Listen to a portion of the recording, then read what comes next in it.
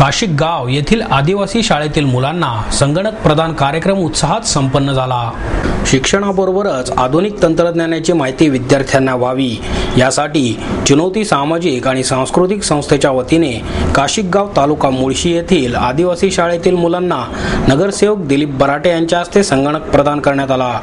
यावेळी नगरसेविका लक्ष्मी दुधाने, योगेश मोकाटे, शिक्षण मंडळ सदस्य मंजुश्री खर्डेकर, कासार समाजाचे अध्यक्ष राजेंद्र अचलारे, निवृत्त पोलीस निरीक्षक दत्तात्रय टेमघरे, संस्थेच्या अध्यक्षा रत्नप्रभा कटारिया, सुनील कटारिया, क्षमा कटारिया आणि संस्थेचे सेक्रेटरी अशोक कोळपकर यावेळी उपस्थित होते। नगरसेवक दिलीप बराटे म्हणाले, शहरात झपाट्याने विकास होत आहे, परंतु ग्रामीण आणि आदिवासी भागात शिक्षणाबरोबर संगणक ज्ञानाची गरज आहे। त्यासाठी चुनौती या सामाजिक संस्थेने केलेले हे काम वंदनीयच आहे। दत्तात्रय टेमगिरे म्हणाले, मी पोलीस खात्यातून निवृत्त झालो असलो तरी सामाजिक आणि शासन यातून निवृत्त झालो नाही। आपण आपले जीवन जगत असताना समाजासाठी काहीतरी थोडी मदत जरूर करायला पाहिजे असेही त्यांनी नमूद केले।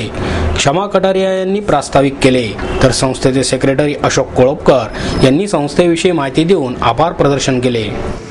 सामाजिक आणि शासन यांच्याशी निगडीत 24 तास कार्यरत असणारे एक सामाजिक सेवा करणारी संस्था आहे। मी पोलीस खात्यातून पोलीस विभागातून सेवानिवृत्त झालो, परंतु सामाजिक आणि शासन यातून सेवानिवृत्त झालेलो नाही।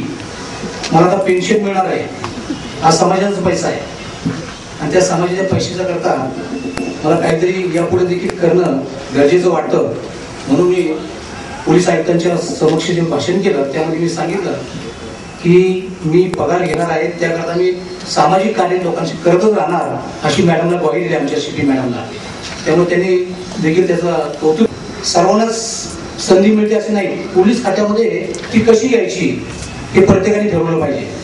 मी काशी गावचा मूळचा, त्या ठिकाणी माझं शिक्षण झालं, म्हणून गावाकरता काहीतरी करावं अशी पहिल्यापासून माझी धारणा होती।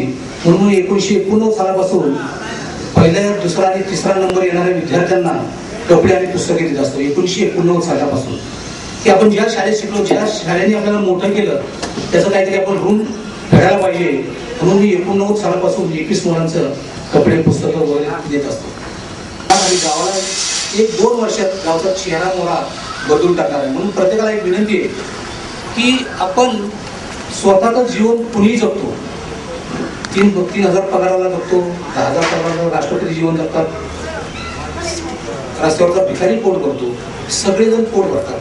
फक्त आपण आपला आयुष्य जगत असताना समाजाकरता काहीतरी थोडीशी बांधिलकी आपल्या आपल्या लायकीप्रमाणे, ज्याला जास्त पैसे मिळतात तो जास्त करेल, ज्याला कमी मिळतात तो कमी हे करेल।